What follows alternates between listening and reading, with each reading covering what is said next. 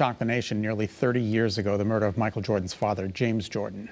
Now there's compelling new information that's never been shared before, and it's being laid out in a new series called Moment of Truth, airing on IMDB TV. The show's executive producer, Shelly Leslie, director Matthew Perniciaro, are here to tell us more about it. First of all, guys, I just want to congratulate you on an unbelievably well done job.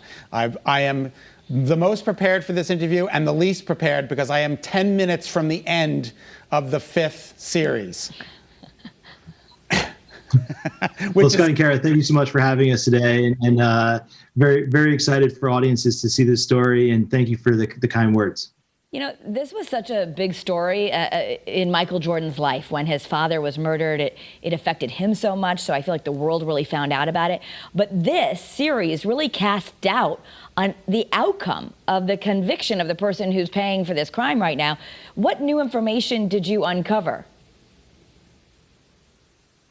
Well, I think, in the creation of this series, we uncovered a lot of new information, but we also really delved into the original evidence as it was presented at trial in 1996. And the crime occurred in 1993, and the trial took place in early 1996. And there are questions that took place, and I think audiences will see in this series for the first time, the interrogation tapes have never been heard publicly.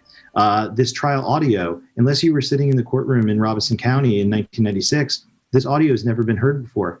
And when you look at all of the facts, you start asking questions. There's always been a lot of mystery surrounding this case, and it did have a great effect on Michael and his family. And we hope we also, in addition to the investigative detail in which we're telling the story, we took a great degree of care to present it at a human level and a sensitivity that has not always been applied to the telling of this story. Kara and I both have the same question. Do you think the Jordan family will watch this series? There's really no way for us to know if the Jordan family will watch this series or not. We had requested an interview from Michael through a spokesperson very early in the process. They respectfully declined, and we in turn have respected their wishes to not communicate with them further.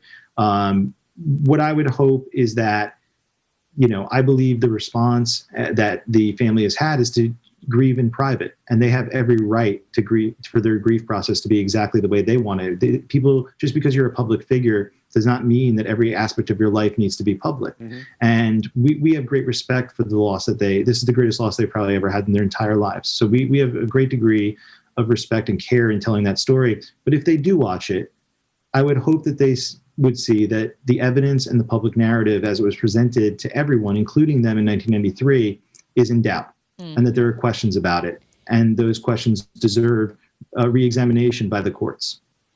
And Shelly, I know that the accused killer in this case, or the person who's serving time for it, has been asking for appeal after appeal. Do you think some of the information that's coming to light will change things in real life?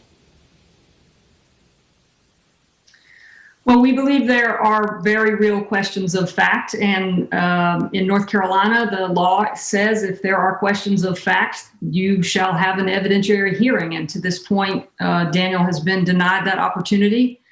He continues to appeal for that opportunity to bring this new evidence to the courts, and we'll see what happens there. But it makes the story very relevant to today because the story is really not over. Can you talk to us about Chris Mumma, just what an unbelievable person she seems to be? Yes, Chris Mumma is the founder of the North Carolina Center for Actual Innocence. Shortly before we were starting the process of this documentary, she had taken on Daniel as a client. I think Chris had done a case where blood evidence played a significant role in resulting in a wrongful conviction being overturned. And as she was reviewing the blood evidence files from the State Bureau of Investigation, she noticed that Daniel Green's case was also mentioned. And that led her to believe that there might be more to the story than what was reported on and presented at trial, and ultimately led to her, a few years ago, becoming Daniel's counsel. She is leading some pretty Herculean efforts, has throughout her entire career, to overturn wrongful convictions, and she is fighting for Daniel every single day. Unbelievable. So one of the things, and we're not going to spoil it for people because it is a gripper, but one of the things that there is someone else who has been telling people in prison that he did it.